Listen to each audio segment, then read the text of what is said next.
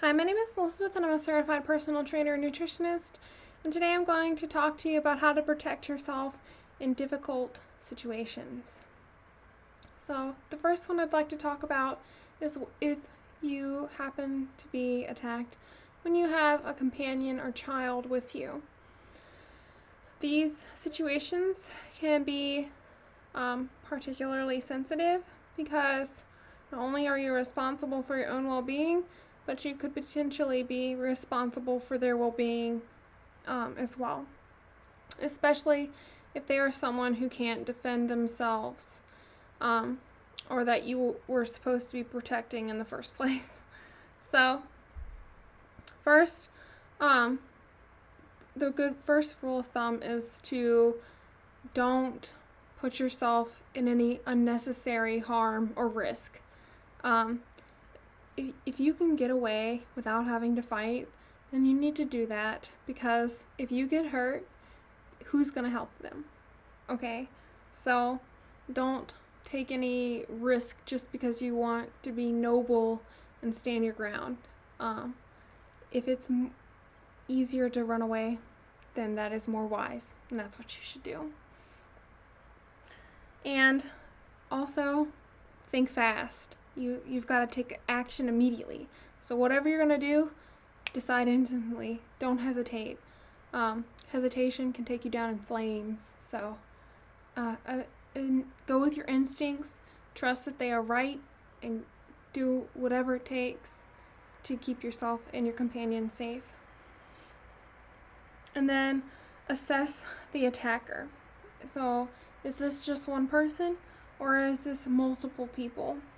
And where are you needed most? And also think about the biggest risk to your companion. So is the biggest risk them getting injured by weapon or being kidnapped? And figure out what to do around those sort of situations. And so I have some tips on what kind of options you do have. And the first one is create a barrier with yourself. Stand in between them and take control of the situation immediately.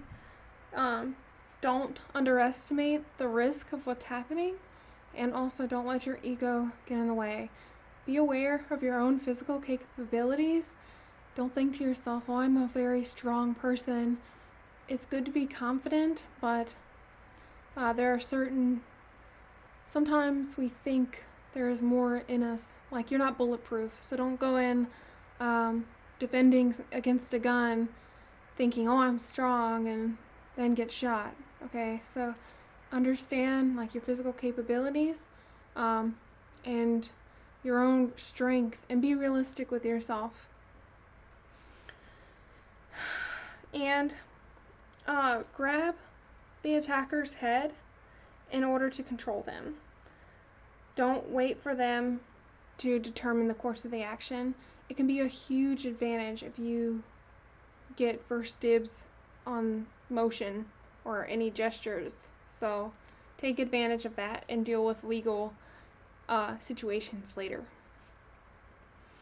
And then maneuver the danger away from you. So if you've got a hold of their head or their arms, move it away from you. Passiveness on your part offers them an opportunity to attack someone else. So take advantage of it and don't give up. Most time, people who've attacked someone, it's usually not their first time. Somehow they have gained the confidence to do the things that they're doing, and you're likely not their first victim. It might be the first time they have received a criminal charge for a victim, but it is not likely the first time they have manipulated or taken advantage of somebody. And then you want to clear an escape path if you can. So look for your exits and make it your first priority to get away. And if your attacker is between you or your companion and the exit, try to move them from that path so that you can get to the exit. And be aware that you might not be able to keep the exit clear for long. So go as soon as you have the first chance. And make sure that if your companion isn't someone who can understand like a child, for instance, is not gonna know what to do and they might be frozen with fear. So make sure you give clear instructions. Say, run now, or get out the door.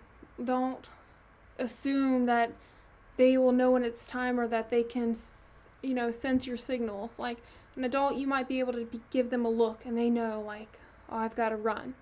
But a child is not like that. So you need to make sure that you're giving them clear instructions. And then there might be times where there isn't a very clear way to escape. And in these situations, you're going to have to fight for your life, or fight your way out of the situation at least. And you want to have your attacker at a point to where they will not likely try to continue to pursue you. So some indications that they are done, or that the threat is simmering down, would be as if they're shielding themselves, or they're crouched, if they're knocked out, or you can do things that would make them not want to attack you so much. So one thing is, if you have a weapon, obviously presenting the weapon, and don't hesitate with the weapon either, and make sure you know how to use it, because the second you pull out a gun is the second that they have a chance to disarm you. So be aware of that. If you don't have a weapon or mace or anything like that, it's going to sound really crazy, but if they're in close range of you, bite them in the face. Who is going to want to attack someone who the person bites them in the face? Obviously, they're not going to want to keep doing that. They're going to think you're deranged. And just a interesting historical fact, during the Civil War in the US, in a battle, the people ran out of weapons or in ammo, and they started biting each other's jugular to kill one another. So use what you've got to defend yourself. Yeah. And then another thing is get them to the point to where they can't chase after you. So if you attack them in such a way that their shin is injured, or for men, first be aware that men might wear a cup or something to protect their groin.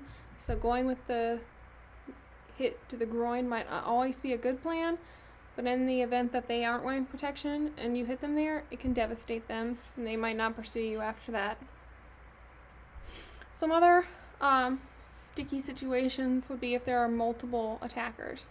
And the idea is, if there are two attackers, you do not ever want to be in between them. So get yourself around them in some way, so you can't be attacked from multiple directions. This will reduce the threat to you. And then from there, find some kind of advantage. So think outside of the box. If there is a pen or a chair that you can use as a weapon, use it. Like, pens can be eye gouges, and anything that you can throw at long range. Think outside of the box, and use that to your advantage. Also, another circumstance could be being in an unsafe environment, like hazardous weather, like snow or ice, and make sure that you take that into account.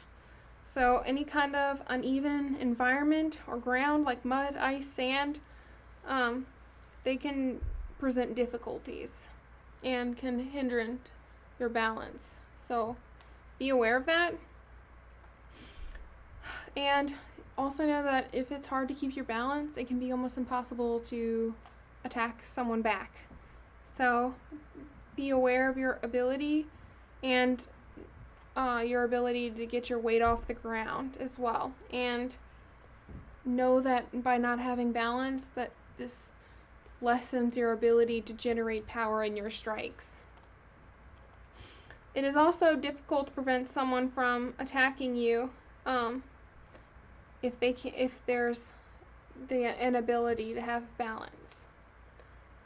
So be aware of that and have some safe ways to exit in case there are ways that or things that might come in your way of escaping, like ice.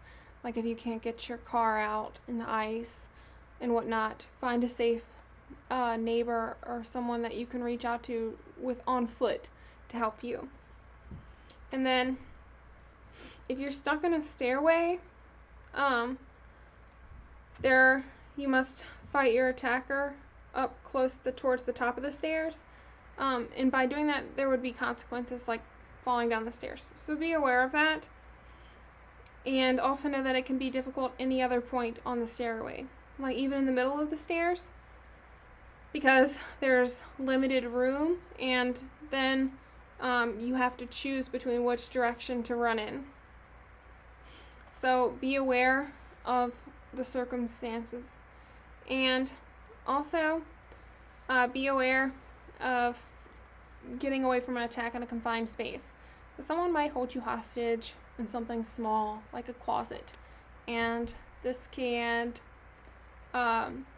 greatly make things more difficult, because that would mean there is only one exit, and because of the small space, it is harder to get to that one exit. And so be aware of the risks of that, and also know that there could be difficulty in movement. So it can be hard to avoid attack in a confined space, so you will have to defend yourself in that circumstance. You might experience a great deal of panic, not just because you're being attacked, but because of claustrophobia, or being in a small space makes it that much worse. So just be aware that you would be forced to fight in that situation. And then if you don't carry a weapon, you can make use of just about anything. So keys are a good thing to have, to be used as an eye gouge, as well as pens and pencils and any other small sharp object. You can use anything at your disposal, but another thing you could use is any kind of blunt striking tool, like a bat or anything that would be similar of the sort, like a large vase, anything that's heavy, bears weight, that could be used. Even hitting with the top or bottom of your fist, so hammering. Just something good to know is to have your thumb on the outside of your fist. You don't want to break your thumb. That'd be bad. And another thing you can use is hot liquid. So if you are like in an office setting, there's coffee around, splashing hot liquid on them will burn them and will likely discourage the attack. So use what you have, because seconds count, and don't think of things as what they are or what they're supposed to be used for. Be creative. And be aware of what you're carrying right now that could play to your advantage.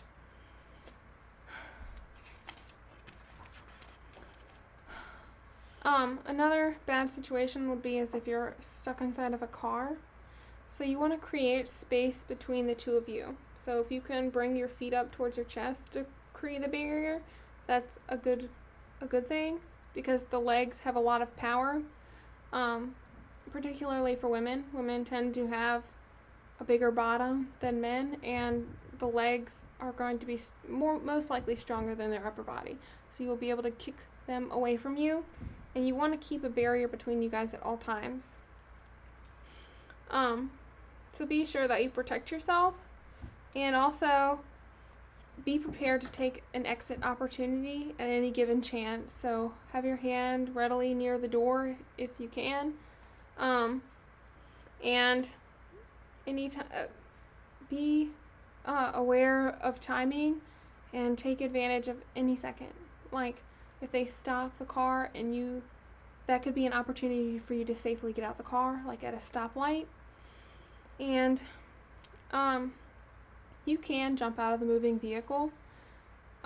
A good thing to be aware of that if they take you away from an area, the less likely or the less your chances of getting out of that situation safely.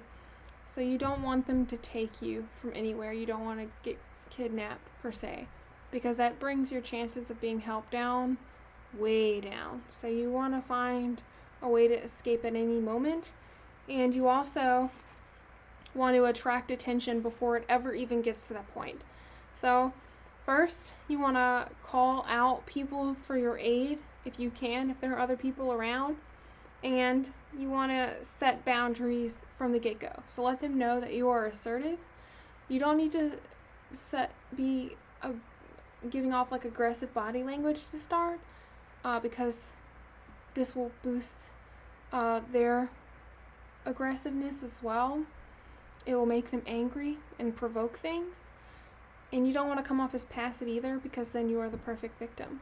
But you do want to come off as competent and like you will step up if necessary.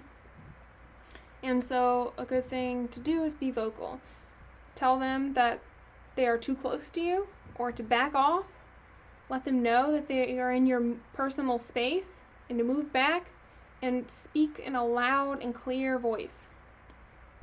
And do it so that other people can hear it too, not just them, because this is going to attract attention, and the more attention the situation has, the less likely they are to do anything towards you, because it's going to increase their chances of being caught.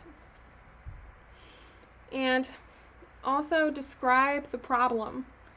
So if your situation has continued after you've told them to back up, say, "Take your hands off my arm," or "This man has been following me and I'm not going anywhere with you." And also make sure that's within earshot of other people. And then call 911. When you call them, make sure that you're not crying or panicked. Make sure that you're able to be understood and stay on the line and tell them where you are. They are sometimes able to locate you based off of the cell phone signal. So if you are not so sure, do your best to describe your location and stay on the line as long as possible so they can figure out where you are if you can't. And be aware that even if there are people around that can hear you and see you in the situation, they might not always help you. They might be hesitant about it. And so don't condemn those people, and think to yourself that maybe they just didn't want to put themselves in harm's way. And just like a personal story is something unfortunate happened to me, and I was very disappointed and angry for a long time because there were people around watching what was happening, and they just stood there and watched, and no one helped me, and no one tried to de-escalate what was happening. They just stood there on their porch and watched. And so I wondered to myself why for a really long time that no one chose to help me.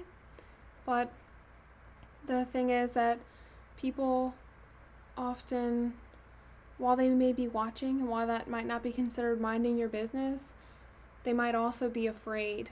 And so just be aware of that, and don't always count on other people to rescue you. Find a way to rescue yourself if possible. And also, you can carry things like sirens and whistles, which will attract attention. And there are even devices that all you have to do is pull a pin or hit a button and it will set off and make sounds. There are also things that will automatically call the police. Those are particularly used in homes as security devices. So anything that can help you as far as sound goes is good to have, and also things that can directly help you against your attacker, like mace or eye gouges. So this concludes my safety tips for sticky situations. I hope that this helps you and that you are safe. This video is not meant to make people paranoid or things, but like they say, it's better to be safe than sorry. So thank you for watching my video, and please check out more of my videos on YouTube under Wellness by Elizabeth, and like, subscribe, and share.